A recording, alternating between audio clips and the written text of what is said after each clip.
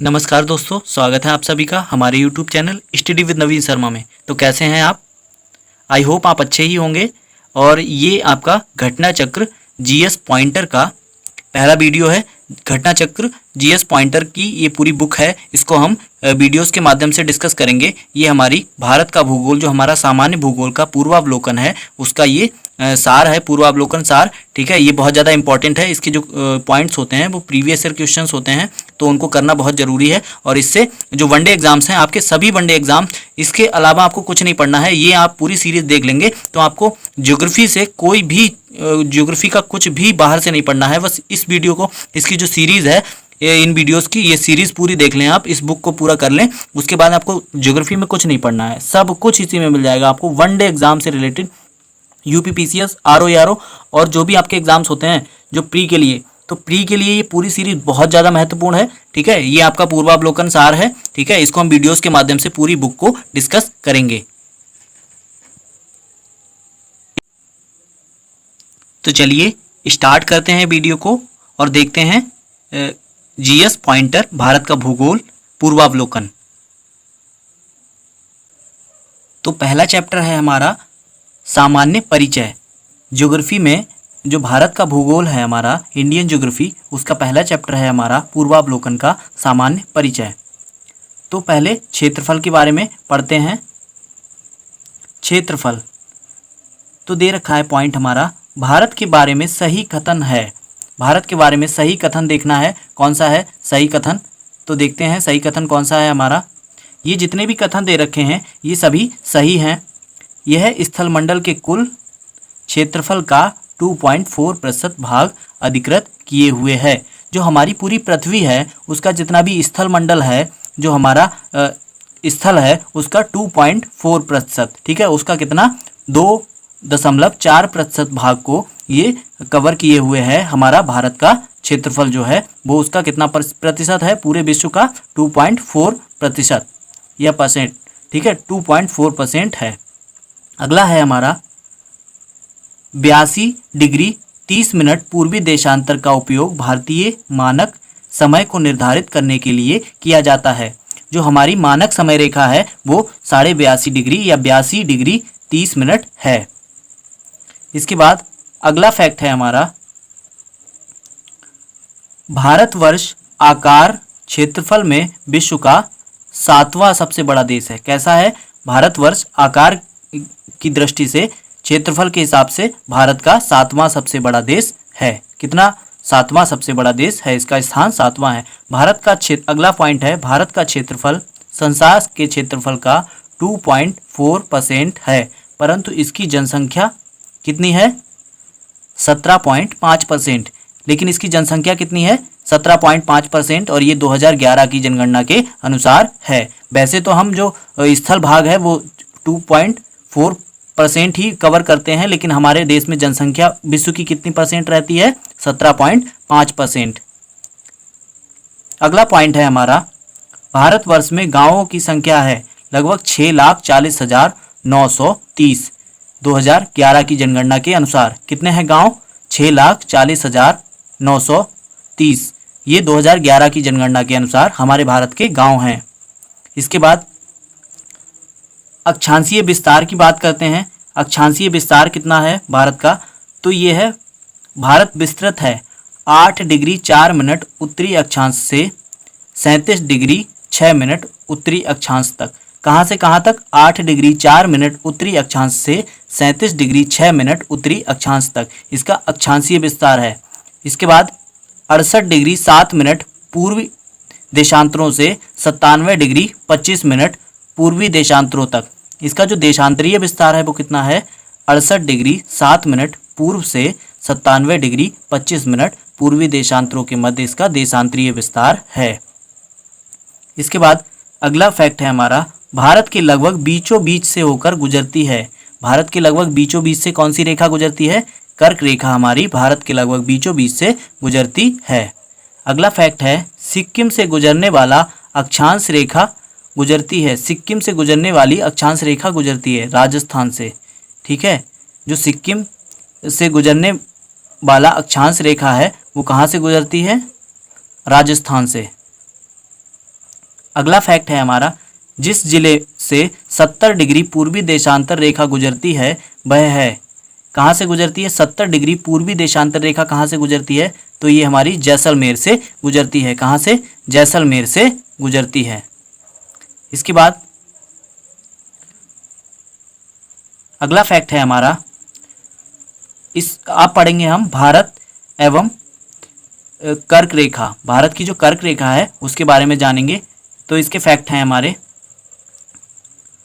कर्क रेखा इन राज्यों से होकर गुजरती है। किन किन राज्यों से होकर कर्क रेखा गुजरती है? तो कर्क रेखा किन राज्यों से होकर गुजरती है? एक तो गुजरात, राजस्थान, मध्य प्रदेश, झारखंड, छत्तीसगढ़, पश्चिम बंगाल, त्रिपुरा और मिजोरम। कितने राज्यों से गुजरती है? गुजरात, राजस्थान, मध्य प्रदेश, झारखंड, छत्तीसगढ़, पश्चिम बंगाल, त्रिपुरा और मिजोरम। इन राज्यों से हमारी कर्क रेखा गुजरती है। इसके बाद अगला फैक्ट, भारत में कर्क रेखा गुजरती है कितने? 8 राज्यों से। कितने राज्यों से गुजरती है? 8 राज्यों से कर्क रेखा गुजरती है। अगला फैक्ट है, अगरतला, गांधीनगर, जबलपुर एवं उज्जैन में से कर्क रेखा के निकटतम दूरी पर स्थित नगर हैं। अगरतला, गांधीनगर, जबलपुर, उज्जैन में से कर्क रेखा के निकट दूरी पर स्थित नगर है। सबसे निकट दूरी पर स्थित नगर कौन सा है? हमारा गांधीनगर। ठीक है, गांधीनगर हमारा कर्क रेखा से सबसे निकट दूरी पर स्थित नगर है। अगला फैक्ट है, दिल्ली, कोलकाता, जोधपुर, नागपुर शहरों में से कर्क रेखा निकट है। कर्क रेखा सबसे निकट कौन से शहर से है? तो वो कोलकाता। ठीक है, दिल्ली, कोलकाता, जोधपुर और नागपुर में से सबसे निकट से कर्क रेखा किस शहर के निकट से गुजरती है? तो कोलकाता से। ठीक है, अगला फैक्ट है हमारा, भारत को 2 लगभग बराबर भागों में विभाजित करने वाली अक्षांश है। जो भारत को लगभग 2 बराबर भागों में विभाजित करती है, कौन सी अक्षांश है? 23 डिग्री 30 मिनट या 23.5 डिग्री अक्षांश रेखा भारत को लगभग 2 भागों में विभाजित करती है। अगला फैक्ट है हमारा, झारखंड, मणिपुर, मिजोरम, त्रिपुरा राज्यों में से कर्क रेखा उत्तर में स्थित भारतीय राज्य है। झारखंड, मणिपुर, मिजोरम, त्रिपुरा राज्यों में से कर्क रेखा के उत्तर में स्थित भारतीय राज्य है। कर्क रेखा से उत्तर में कौन सा स्थित है? तो मणिपुर हमारा कर्क रेखा से उत्तर में स्थित है, ऊपर की साइड में स्थित है। अगला फैक्ट है हमारा, हैदराबाद, चेन्नई, भोपाल, दिल्ली शहरों में से जून माह में दिन की अवधि अधिकतम होती है। हैदराबाद, चेन्नई, भोपाल तथा दिल्ली शहरों में से जून माह में दिन की अवधि अधिकतम होती है। जून के महीने में इन शहरों में से किस शहर में दिन की अवधि अधिकतम होती है? तो दिल्ली में जून के महीने में जो दिन की अवधि है वो अधिकतम होती है। इसके बाद अगला फैक्ट है हमारा, मानक समय। अगला जो हमारा टॉपिक है मानक समय, तो इसके फैक्ट देखेंगे।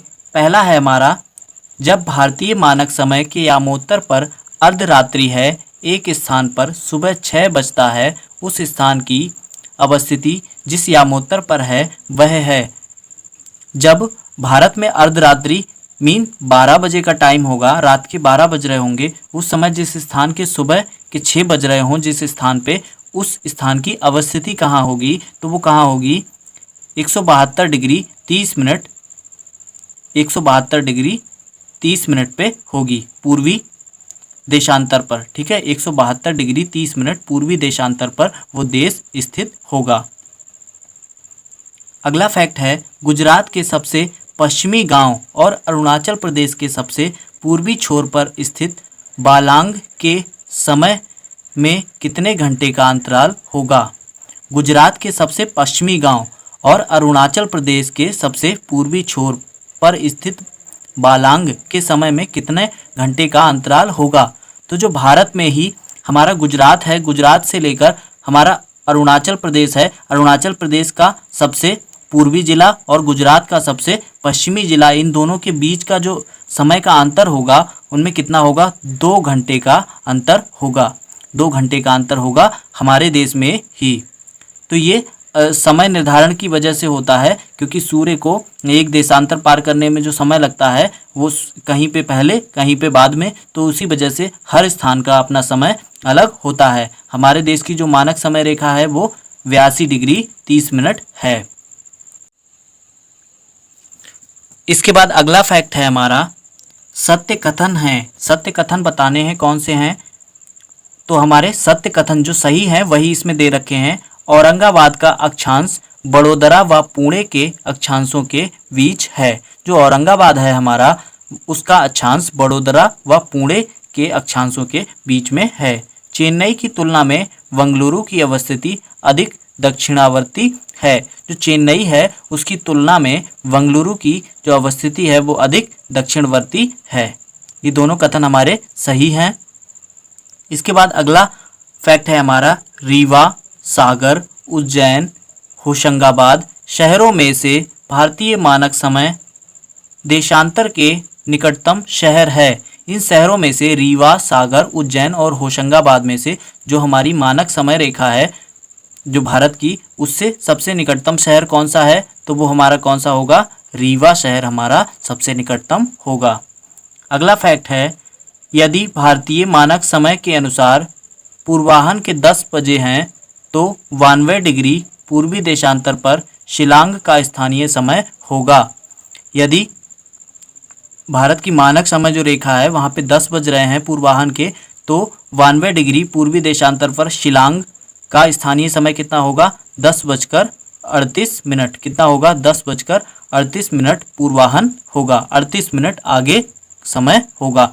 82.5 डिग्री से 92 डिग्री के बीच जो मिनट का अंतर आएगा वो 38 मिनट का अंतर आएगा। इसके बाद अगला फैक्ट है हमारा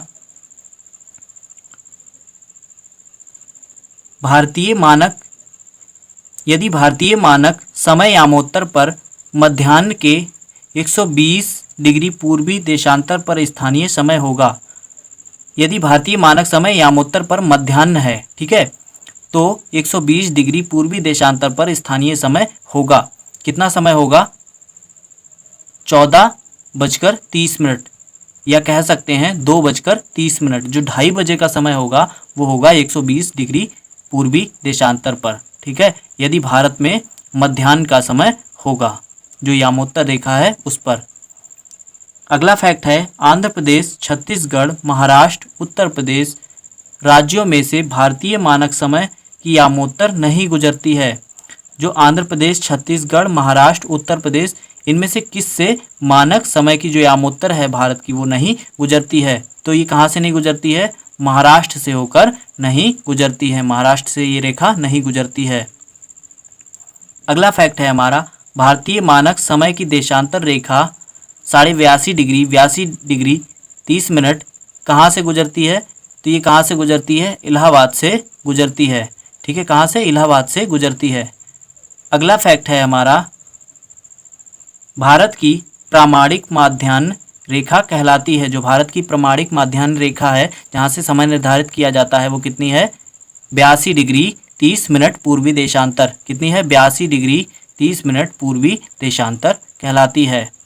अगला फैक्ट है भारतीय मानक समय एवं ग्रीनविच मध्य समय में कितने घंटे का अंतर है, तो 5.5 घंटे का अंतर है। हमारी जो ग्रीनविच रेखा से हमारे भारत की जो रेखा है 82 डिग्री 30 मिनट, उनके बीच समय का अंतर कितना है, हमारा जो समय है वो 5.5 घंटे अधिक है। जो हमारी ग्रीनविच रेखा है जिससे पूरे वर्ल्ड का समय निर्धारित किया जाता है, उससे हमारा जो देश है उसका समय 5.5 घंटे अधिक है।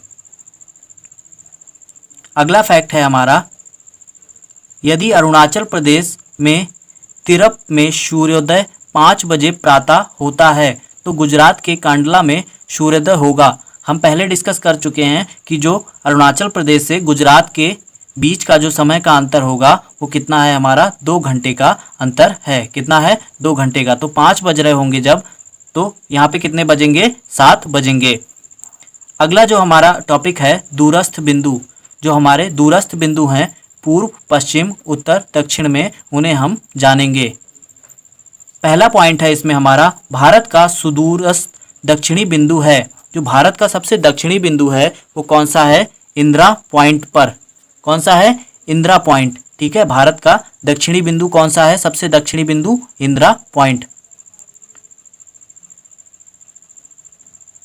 अगला फैक्ट है हमारा, भारत का दक्षिणतम बिंदु स्थित है बड़ा निकोबार, ग्रेट निकोबार में।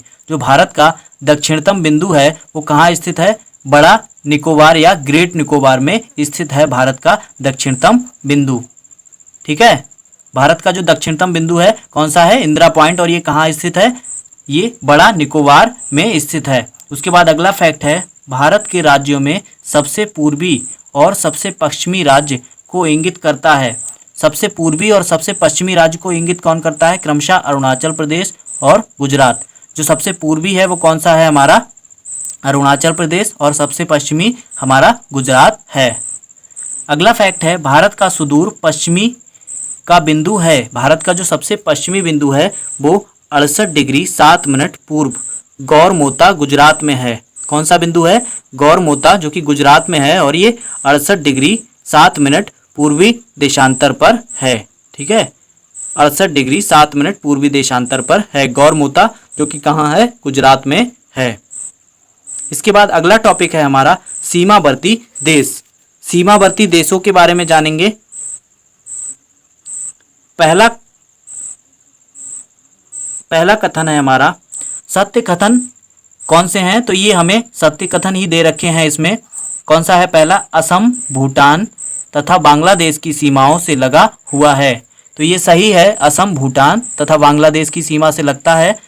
अगला जो है हमारा फैक्ट, पश्चिम बंगाल भूटान तथा नेपाल की सीमाओं से लगा हुआ है। तो पश्चिम बंगाल हमारा भूटान और नेपाल की सीमाओं से लगा हुआ है। मिजोरम बांग्लादेश तथा म्यांमार की सीमाओं से लगा हुआ है। मिजोरम हमारा किससे लगता है? बांग्लादेश और म्यांमार की सीमाओं से लगा हुआ है हमारा मिजोरम। इसके बाद अगला फैक्ट है, मेघालय, त्रिपुरा, मणिपुर, मिजोरम राज्यों में से वह राज्य जिसकी सीमा बांग्लादेश से नहीं मिलती है। मेघालय, त्रिपुरा, मणिपुर, मिजोरम राज्यों में से वह राज्य जिसकी सीमा बांग्लादेश से नहीं मिलती है वो कौन सा है? मणिपुर जो राज्य है उसकी सीमा बांग्लादेश से नहीं मिलती है। अगला फैक्ट है हमारा, बांग्लादेश की सीमा से लगे भारत के राज्य हैं। तो बांग्लादेश की सीमा से लगे भारत के राज्य कौन कौन से हैं? मेघालय, असम, पश्चिम बंगाल, त्रिपुरा और मिजोरम। कौन कौन से हैं? मेघालय, असम, पश्चिम बंगाल, त्रिपुरा और मिजोरम, ये हमारे बांग्लादेश की सीमा से लगने वाले राज्य हैं। अगला फैक्ट देखेंगे, सिक्किम, मेघालय, अरुणाचल प्रदेश, पश्चिम बंगाल राज्यों में से भूटान के साथ सीमा नहीं बनाते हैं। तो सिक्किम, मेघालय, अरुणाचल प्रदेश और पश्चिम बंगाल राज्यों में से जो भूटान के साथ सीमा नहीं बनाते हैं वो कौन सा है हमारा? मेघालय जो राज्य है वो भूटान के साथ सीमा नहीं साझा करता है, नहीं बनाता है।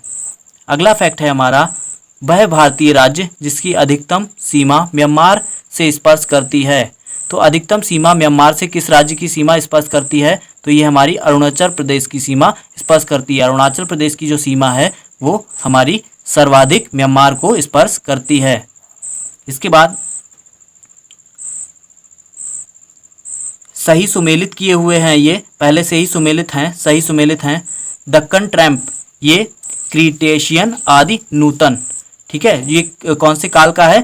क्रीटेशियन आदि नूतन काल का है। पश्चिमी घाट उत्तर नूतन, अरावली प्री कैम्ब्रियन, नर्मदा ताप्ती अत्यंत नूतन। ठीक है, तो ये कौन कौन से दे रखे हैं आपका, ये मैच किए हुए हैं। दक्कन ट्रैम्प है वो क्रीटेशियस आदि नूतन का भाग है। पश्चिमी घाट उत्तर नूतन का भाग है।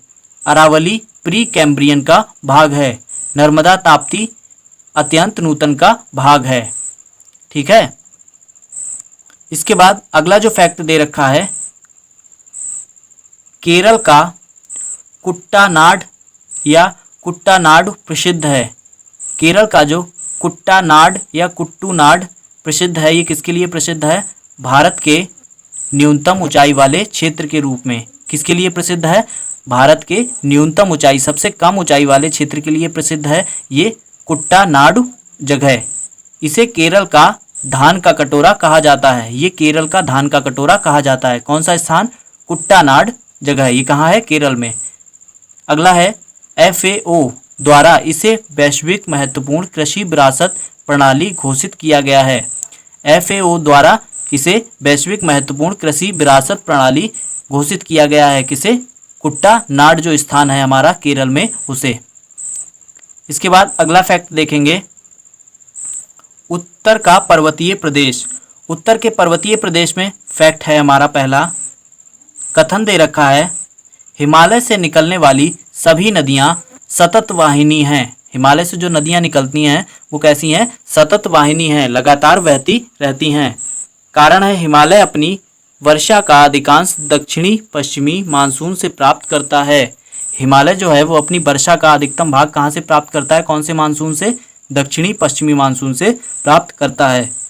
रिजल्ट देखेंगे, ए और आर दोनों सही हैं, परंतु आर ए की सही व्याख्या नहीं करता है। वैसे अपनी जगह दोनों सही हैं, लेकिन ये जो दूसरा आर कथन है ये उसकी व्याख्या सही नहीं करता है। अगला फैक्ट देखेंगे, अगला कथन दे रखा है, हिमालय से निकलने वाली नदियां सतत वाहिनी हैं। वही कथन सेम है और ये चेंज है। कारण हिमालयी नदियों का उद्गम स्रोत हिमानियों में स्थित है। तो हिमालयन जो नदियां हैं उनका उद्गम स्रोत हिमानियों में स्थित है।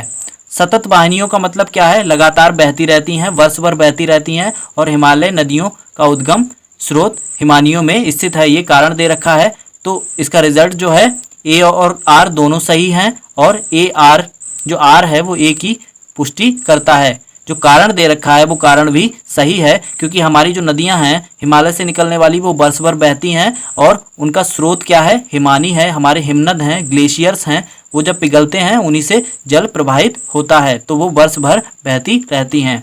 अगला फैक्ट है हमारा, हिमालय की रचना समांतर वलय श्रेणियों से हुई है, जिसमें प्राचीनतम श्रेणी है बृहत हिमालय श्रेणी। जो सबसे प्राचीनतम श्रेणी है बृहत हिमालय श्रेणी। हिमालय का कौन सा भाग पुराना है? बृहत हिमालय श्रेणी पुराना भाग है। अगला फैक्ट है हमारा, उत्तर भारत में उप हिमालय क्षेत्र के सहारे फैले समतल मैदान को कहा जाता है। उत्तर भारत में उप हिमालय क्षेत्र में के सहारे फैला समतल मैदान है, उसे क्या कहा जाता है? तो इसे भावर का क्षेत्र कहा जाता है, या भावर का मैदान कहा जाता है, जो हमारा उप हिमालय क्षेत्र के सहारे फैला हुआ भाग है। भावर का क्षेत्र कैसा होता है? ये थोड़ा सा जहाँ से नदियाँ पहाड़ों से नीचे गिरती हैं वो क्षेत्र कैसा होता है? भावर का क्षेत्र कहलाता है। यहाँ पे नदियाँ कैसे गड्ढे बनाती हैं, तो ये क्षेत्र कैसा कहलाता है? भावर का क्षेत्र कहलाता है। भावर के क्षेत्र में नदियाँ छुप जाया करती हैं, अक्सर जमीन के नीचे नीचे बहने लगती हैं, तो ये भावर का क्षेत्र, इसमें नदियाँ बहती हैं और छुप जाया करती हैं। अगला फैक्ट है, हिमालय का पर्वत पदीय प्रदेश है। हिमालय का जो पर्वत पदीय प्रदेश है वो कौन सा है? शिवालिक। ठीक है, शिवालिक हमारा पर्वत पदीय प्रदेश है। अगला फैक्ट है, शिवालिक पहाड़ियाँ हिस्सा हैं। शिवालिक पहाड़ियाँ किसका हिस्सा हैं? हिमालय का। हिमालय का ही हिस्सा है शिवालिक की पहाड़ियाँ। अगला फैक्ट है, शिवालिक श्रेणी का निर्माण हुआ है सेनेजोइक प्लायोसीन युग में। किससे हुआ है? शिवालिक श्रेणी का निर्माण किससे हुआ है? सेनेजोइक या प्लायोसीन युग में हुआ है। अगला फैक्ट है हमारा, शिवालिक श्रेणियों की ऊंचाई है। तो शिवालिक श्रेणियों की ऊंचाई कितनी है? 850 से 1200 मीटर के मध्य। 850 से 1200 मीटर के मध्य शिवालिक श्रेणियों की ऊंचाई है। अगला फैक्ट है, शिवालिक शैल समूह के दक्षिण में भावर क्षेत्र उदाहरण है। शिवालिक शैल समूह के दक्षिण में भावर क्षेत्र किसका उदाहरण है? गिरिपद की स्थिति का। किसका उदाहरण है? गिरिपद की स्थिति का उदाहरण है। अगला फैक्ट है, उत्तराखंड, उत्तर प्रदेश, सिक्किम एवं हिमाचल प्रदेश में से हिमालय पर्वत श्रेणियां हिस्सा नहीं हैं। तो उत्तराखंड, उत्तर प्रदेश, सिक्किम एवं हिमाचल प्रदेश में से हिमालय पर्वत श्रेणियां हिस्सा नहीं हैं। तो उत्तर प्रदेश का हिस्सा नहीं है। कौन सी? हिमालय पर्वत श्रेणियां। उत्तर प्रदेश में हिमालय पर्वत श्रेणियां नहीं पाई जाती हैं। अगला फैक्ट है, हिमालय के तरुण बलित पर्वत के साक्ष्य कहे जा सकते हैं। हिमालय के तरुण बलित पर्वत के साक्ष्य कहे जा सकते हैं। किसे कहे जा सकते हैं? गहरे खड्डा, यू घुमाव वाली नदी मार्ग, समानांतर पर्वत श्रेणियां, भूस्खलन के लिए उत्तरदायी तीव्र ढाल प्रवणता। हिमालय के तरुण बलित पर्वत नवीन मोड़दार पर्वत के साक्ष्य कहे जा सकते हैं। इनके जो साक्ष्य कहे जा सकते हैं किन्हें कहा जा सकता है? गहरे खड्डे, यू घुमाव वाली नदी मार्ग और समानांतर पर्वत श्रेणियां, भूस्खलन के लिए उत्तरदायी तीव्र ढाल प्रवणता। इन्हें हम क्या कह सकते हैं? साक्ष्य कह सकते हैं बलित पर्वत, हिमालय के तरुण बलित पर्वत के। इसके बाद अगला जो फैक्ट है हमारा, ये दे रखा है हमें, एक मानचित्र दे रखा है। नीचे दिए गए जम्मू कश्मीर के मानचित्र की जांच कीजिए। इसकी जांच करनी है। 1, 2, 3, 4 के अंकित पर्वत श्रेणियां क्रमशः हैं। इन पर्वत श्रेणियों के नाम लिखने हैं। ठीक है, ये 1, 2, 3, 4 करके दे रखी हैं। तो ये पहली कौन सी हो जाएगी? काराकोरम, लद्दाख, जास्कर, पीर पांजाल। कौन कौन सी श्रेणियां दर्शाई गई हैं इसमें? काराकोरम, लद्दाख, जास्कर और पीर पांजाल। ठीक है, काराकोरम, लद्दाख, जास्कर और पीर पांजाल, ये ऊपर से नीचे नदियों का क्रम है। इसके बाद अगला जो फैक्ट है, लघु हिमालय स्थित है। लघु हिमालय कहाँ स्थित है? शिवालिक और महान हिमालय के मध्य। जो शिवालिक है और महान हिमालय है उसके मध्य हमारा लघु हिमालय स्थित है। अगला फैक्ट है, पश्चिमी भाग में हिमालय की श्रेणियों का दक्षिण से उत्तर की ओर सही क्रम है। पश्चिमी हिमालय में हिमालय की श्रेणियों का दक्षिण से उत्तर की ओर सही क्रम कौन सा है? शिवालिक, लघु हिमालय, महान हिमालय। कौन सा क्रम है? शिवालिक, लघु हिमालय, फिर महान हिमालय। ठीक है, ये क्रम है हमारा, जो हिमालय की श्रेणियां हैं दक्षिण से उत्तर की ओर उनका क्रम। इसके बाद अगला फैक्ट है हमारा, सबसे नवीन पर्वत श्रेणी है। सबसे नई जो पर्वत श्रेणी है वो कौन सी है? शिवालिक। ठीक है, शिवालिक पर्वत श्रेणी सबसे नई है। दक्षिण भारत में नवीनतम चट्टान प्रणाली है। सबसे नई चट्टान प्रणाली कौन सी है? गोंडवाना। गोंडवाना की जो चट्टानें हैं वो सबसे नई चट्टान प्रणाली की हैं। अगला फैक्ट है हमारा, उच्चावच आकृतियों का दक्षिण से उत्तर की ओर बढ़ते हुए सही क्रम है। उच्चावच आकृतियों का दक्षिण से उत्तर की ओर बढ़ते हुए सही क्रम कौन सा है? धौलाधर, जास्कर, लद्दाख और काराकोरम। ठीक है, कौन कौन सा क्रम है? धौलाधर, जास्कर, लद्दाख और काराकोरम। ये हमारा उत्तर दक्षिण से उत्तर की ओर, नीचे से जब ऊपर जाएंगे तो ये क्रम है हमारा धौलाधर, जास्कर, लद्दाख और काराकोरम।